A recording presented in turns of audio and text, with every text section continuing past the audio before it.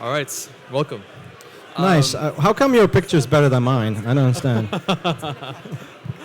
All right, so we can just begin. Can you share some of your most proud technology achievements that you've been able to achieve so far, Grindr?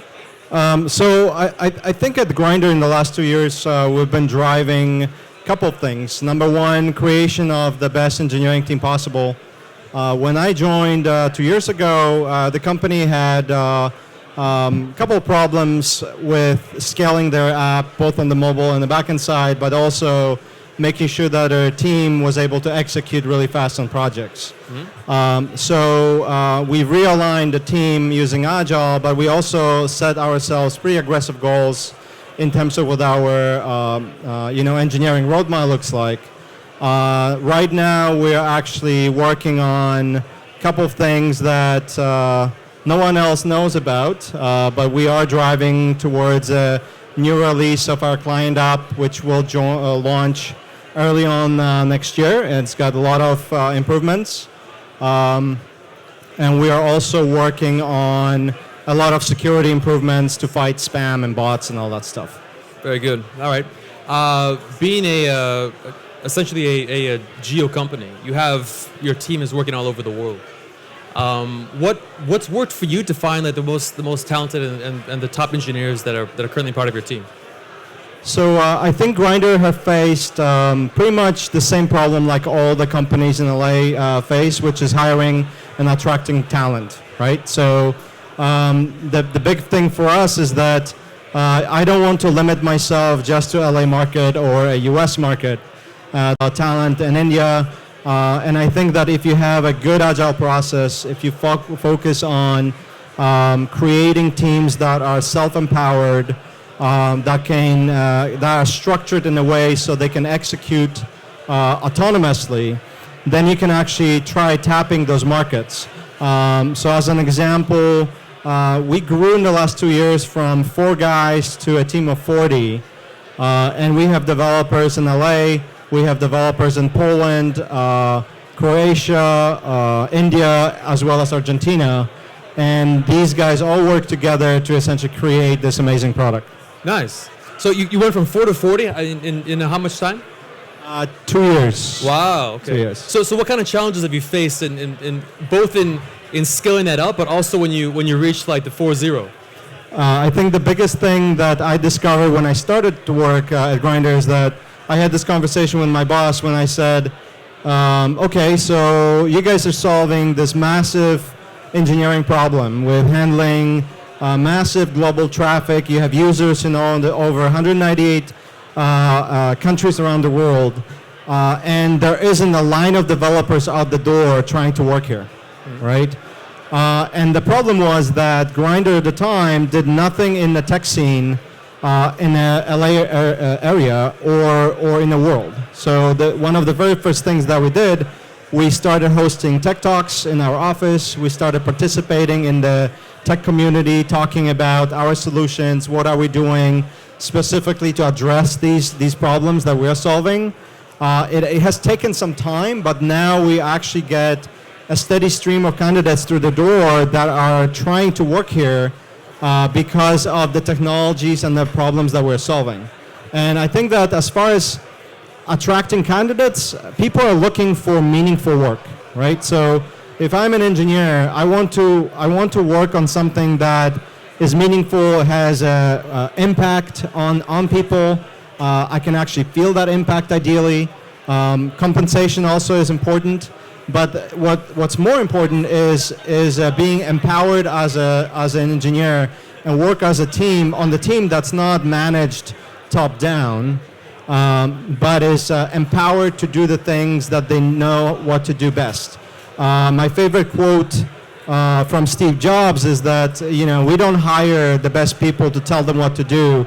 We hire them to tell us what to do, and that's a mantra that I follow all the time when I'm looking for people, right? Our mode of management is really servant leadership, right? So my managers, number one, the management structure is very flat, which means that we don't have directors, VPs, and all these other layers. All managers that we hire are very hands-on, I would say 80-90% actually writing code. And their role is really to remove obstacle and enable their team as opposed to tell the team what to do. We use Agile process and extreme programming to structure our teams in the right way and make sure that they are executing in the best mode of agility possible. All right. You mentioned in a previous talk that you use hosted and managed services as part of your strategy. Can you elaborate on why you do that and what the impact of it is? So the reality is that if you're a small startup, either just starting up, or if you're a mid-sized company kind of in the middle of your growth, you need to do a lot of things with very little. Just to give you a perspective of scale, so we have daily over 1 million concurrent users. We have 2 million active daily users. All that stuff translates into traffic that varies anywhere from 10,000 to 20,000 calls per second. In order to scale that, you need to use a lot of technologies like Redis, Elasticsearch, a whole bunch of different stuff. And if you were to actually hire those people internally and make sure that you have a staff that knows all these things, then now you have a big problem on your hands because number one, you have to find these people. Number two, you have to make sure that you have backups. You can't just have one guy that manages Redis. And number three, you need to make sure that you structure yourself to fight attrition. If those people leave, you have people on the bench and all that stuff. So what we are doing is we're actually partnering with a lot of vendors that offer infrastructure as a service or software as a service. And I much rather integrate with someone like Redis Labs for Redis, or use very heavily Amazon services, or find a partner for chat like Mongoose IM and Erlang Solutions to essentially offload the complexities of setting up all these systems and extend my engineering department by partnering with them, right? So then my guys can focus on development of the intellectual property that I can't necessarily get from somewhere else. Okay. So again, you've grown from 40 to 40 people. What kind of best practices or what kind of policies do you have in place just to enable guys to get things done without you yourself getting in the way? So we are organized the engineering is structured into functional areas, and the functional area is essentially area where, let's say, all mobile developers belong to, or all QA and QA automation people belong to, or there's an Agile office, or there's applications engineering where all the backend guys kind of belong to. So you've got these vertical functional areas of knowledge, and each of those areas essentially is responsible for establishing governance and rules of the road for, let's say, how to write good iOS code, or how to write good Android code, or how to write good Java services, all that stuff. However, those are kind of guilds, and we don't structure teams like that. All the teams are structured in a ways, the actual delivery teams, Agile teams, are cross-functional, and the idea is that each team should be self-sufficient. So from the beginning of taking the user story all the way through development, testing, capacity planning, load testing, ops, and deployment to production, there should be no dependency on other teams. So each team has to be self-sufficient, which means that each delivery team is composed of pairs of developers because we only work in pairs. So there's no single guy writing a line of code. We only have two people pairing, and essentially one is driving, the other one is pilot, and they switch every couple of hours. So you would have pair of front-end developers, pair of back-end, pair of QA, pair of ops, and that's like a typical delivery team that essentially executes from end to finish, and they also own production deployments. What that creates is that I can start treating each team as a mini startup, and they're responsible for delivering business functionality, business value to the user, but they also own end-to-end the product. And because each of these pairs belongs to a guild, the rules of the road from those guilds actually are enforced on each team. So as part of our definition of done, each guild would define what it means to have a good backend service, what it means to have a good iOS code, and so forth. Is there a certain time, I mean, for many of the people that are thinking about building their own team or are building a team, is there a certain time that a guild makes sense and doesn't make sense? So I think it's a matter of scale. When you're a startup and you have 1, 2, 3 guys, these guys think about guilds informally. It's kind of in their heads. When a developer sits down and starts establishing architecture coding standards, they are essentially forming a guild, right? But it's a guild of one. And as the team goes, these processes get formalized. And the reason why we have management layer is because I want managers to essentially be guild owners. So each of these areas that I mentioned has a corresponding manager who is actually coding side by side with their team, but their main function is to drive the standards formalization of the governance within each guild and making sure that each team executes with the high engineering excellence in mind for each particular guild. Okay. So when you're enabling your team to, let's say, get things done, what are some of the pitfalls that you should be looking out for, like just common mistakes that you've encountered that can be avoided? So I see this all the time in some organizations that are trying to go agile. And one rule of thumb that I have is that I don't do sprints longer than 1 week. And the reason why I don't like sprints that are longer than 1 week is because any period of time longer than that allows the organization and the teams to hide deficiencies. 2-week sprints, 3-week sprints allow the team to essentially muddle through stuff and not fix problems immediately. 1-week sprints highlight problems right away because it's a short enough time to actually get things done, but it's not enough time to, let's say, hide things that we're actually scrum-falling, which means that we're developing first and then we're testing at the end, right? Or we're hiding the fact that our continuous integration environment is not in place, or we don't have the right environments, or that the management keeps changing their minds all the time, right? With 1-week sprints, you see very quickly whether the team is able to deliver or not. If they're not able to deliver through retrospective, you very quickly start highlighting those problems. And the reality about building agile organization, it is not only engineering, and it's not only people who actually write a code. Agile organization goes all the way to the top, right? So that means executives, that means marketing, everyone else that kind of feeds that process. They need to understand that there is certain mode of agility that we need to set up in order to be effective. I can tell you that in order to do 1-week sprints and work as cross-functional team, you need to have a lot of supporting infrastructure in place, which means that your ops and environments and continuous integration has to be dialed in, right? You need to be dialed in terms of product management, and all the user stories need to be vetted and flashed out.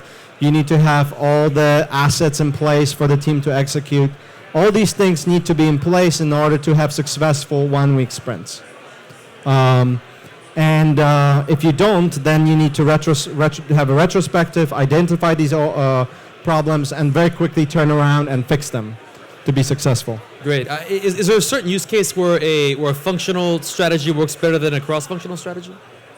So I think there may be some teams that are more focused on, let's say, delivery of supporting services. So, for example, as you're getting to these cross-functional teams, you may go through the period of time where, you may not have all the teams that are cross-functional. You may have one team that is more focused on one area because that area is lacking. and they need to work really, really hard to enable all the other teams, right? So I can tell you in 2 years that I've been on Grindr, we've pretty much we did a reorg every 3 months. Because as you're hiring new developers, as you're developing new tools, as you're figuring out where the deficiencies are, you need to change the team structures, you need to change your process to adapt as well as possible to what you have at hand, right? We just did that a month ago, and the reality is every time you go through that, you're gonna lose some people, but as an organization, you're going to get better and faster. Okay. Let's talk about failure. Where have you yourself as a CTO failed? So I'm expecting that one. Wait. So I think that the failure is big part of Agile, right? And really successful Agile organizations are not afraid of failure, and they work in a mode where it's okay to fail fast and learn from that, and then and adapt, right? It is not a very comfortable topic for a lot of executives, especially in large organizations, depending what your KPIs are and how your performance is being measured. I can tell you at Grindr, my job is to make sure that I set up a safety harness and processes in place so the teams can fail, and once they do fail, they fail in a way so it doesn't bring production down, so we still can continue as a business, but they fail painfully enough that they can learn from that and adapt through a retrospective mechanism, right? Can you give an example? I mean, it doesn't need to be a real example of what actually happened, but like how do you go about doing that? Like, how do you have a discussion about this, and how do you have like an honest, I don't know, valuation or postmortem? So it's one thing to sell it to executive and management, and it's another thing to actually work with the Agile teams to set up an environment that's conducive for that. I can tell you that to enable fail fast, you need to have a lot of supporting infrastructure like code metrics, code quality, automation, continuous integration that's automated. All these tools need to be in place in order to enable failing fast, as opposed to working for 2 months on the big bang, going to production, and then discovering that there's something wrong, right? Okay, very good. Questions? Q&A. You in the back?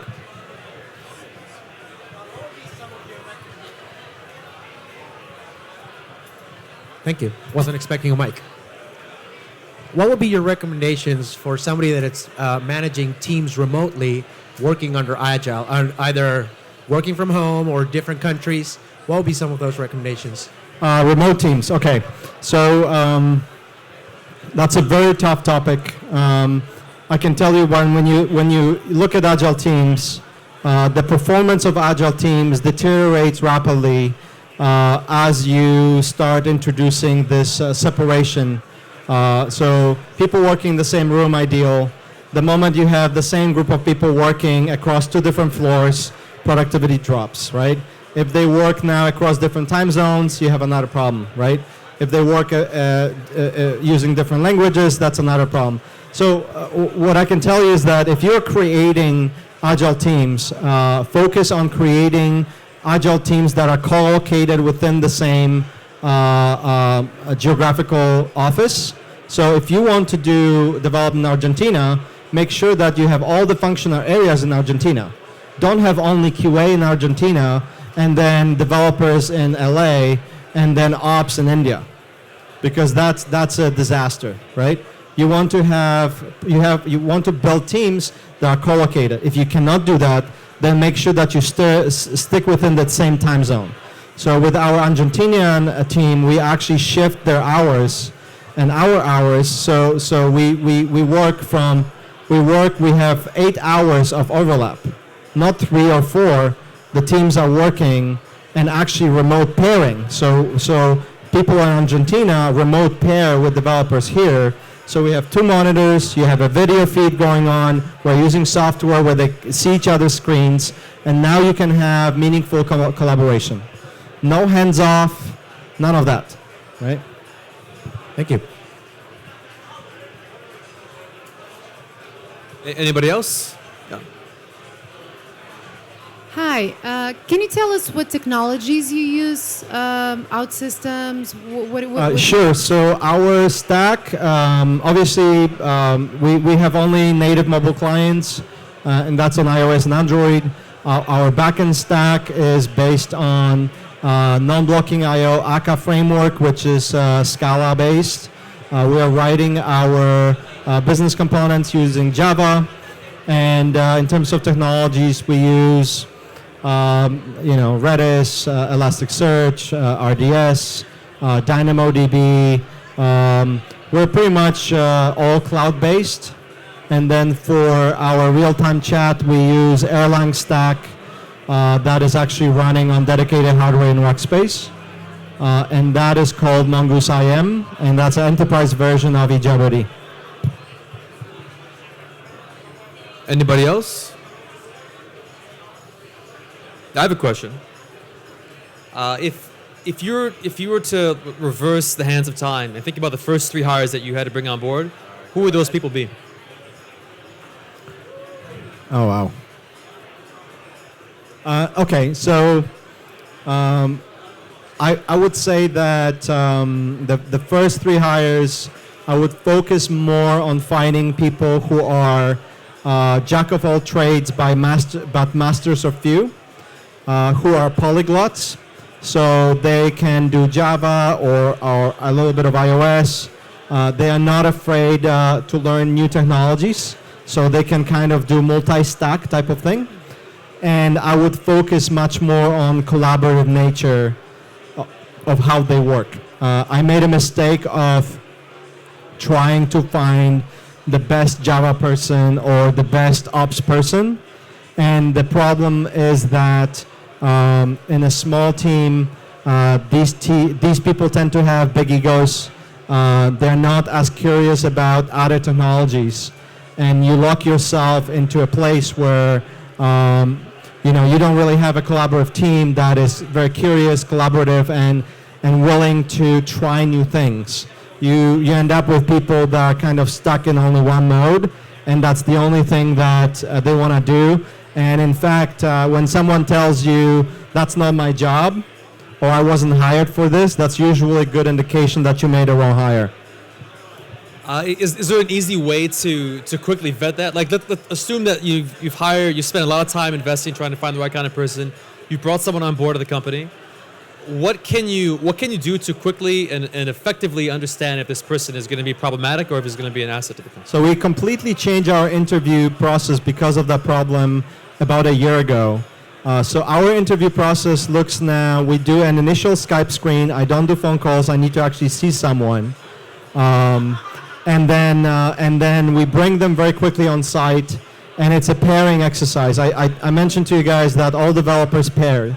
So when we do interview, you come on site, and it's no longer this exercise on the whiteboard or whatever.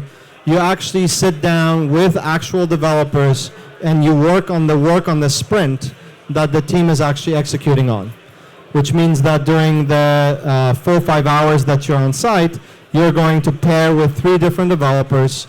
You're going to work on the code that's actually going to go to production at some point. And we are proving a couple of things.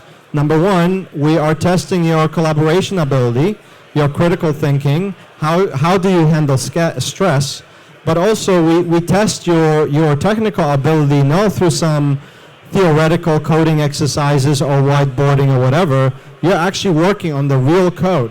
So your interview will match your day-to-day at Grindr. So that accomplishes from our side, we know exactly how well you can work with our team, but it also tells the candidate whether they want to work with our developers and in our environment, whether this is a good fit, because it's a two-way street, right?